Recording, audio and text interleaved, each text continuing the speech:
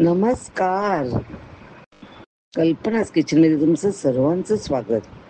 आज मी तुमच्याबरोबर कच्ची हळद याचे लोणचे ची रेसिपी शेअर करणार आहे. हे माझं दारचं हळदीचं प्लांट आहे आणि तुम्हाला तिकडे हळद पाहू शकता त्याच्यामध्ये आलेली. तर दरवर्षी मी ते हार्वेस्टिंग करते आणि त्याचं मी लोणचं करते. तर आता इथे मी फक्त 100 ग्रामच घेतले हळद आणि ते चांगलं स्वच्छ धुवून घेतले मी. आणि ऑफकोर्स हळद आणखी आंबे हळद पण घेतले मी इकडे. तर 100 ग्राम आंबे हळद, लिंबू, मीठ आणि मिरच्या ऑप्शनल आहेत. आणि स्वच्छ काचेची बरणी घेतली. ठीक आहे. आता हळद आपल्या जेवणामध्ये रोजच आपण वापरतो. हळदीने कलर आणि टेस्ट आणि म्हणजे इट इज पौष्टिक आहे म्हणून वापरतो. आता इकडे मी हळद आहे ना जरासे ते पील करते आणि काय काळं वगैरे दिसलं ना तर ते स्पॉट्स ते काढून टाकायचे. आता त्याच्या मी गोल चकत्या करते हळदीच्या. ही हळद आहे आणि ते सफेद मी आता कापीन ना ती आंबे हळद आहे. दोन्ही उत्तम आहेत. आपल्या प्रकृतीसाठी त्याची गरज आहे. आणि ज्यांना जॉईंट पेन आणि अथरायटिस सारखं असेल तर त्यांच्यासाठी हे रोज हळद खाणं एकदम छान. तर आता मी हे सगळं ते चकत्या कापल्यावर मी त्या काचेच्या बरणीमध्ये भरले. मग त्याच्यामध्ये ते मीठ घातले मी.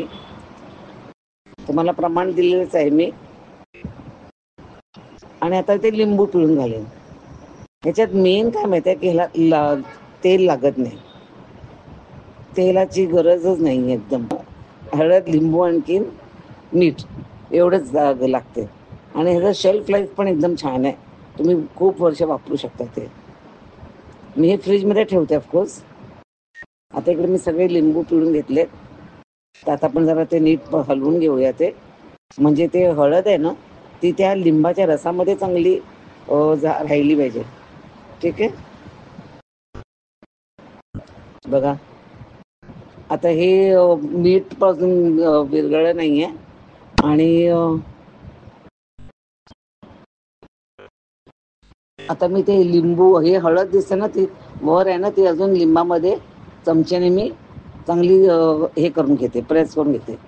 हां म्हणजे ती सगळी हळद आपली त्या ह्याच्यात लिंबाच्या ह्याच्या रसामध्ये चांगली मुरेल. ह्यावेळी फर्स्ट टाइम हिरवी मिरची घेतली आणि हिरवी मिरची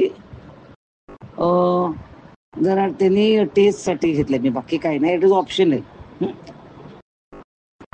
पण ते हिरव्या मिरचीने पण एकदम टेस्टी लागते ते लोणचं. आता बघा एक दिवस झालं बघ कसं दिसतात ते लोणचं चांगलं मुरलंय ना. असं 3 दिवस आणि त्यानंतर मी वापरू शकता ते लोणचं. एकदम छान होते.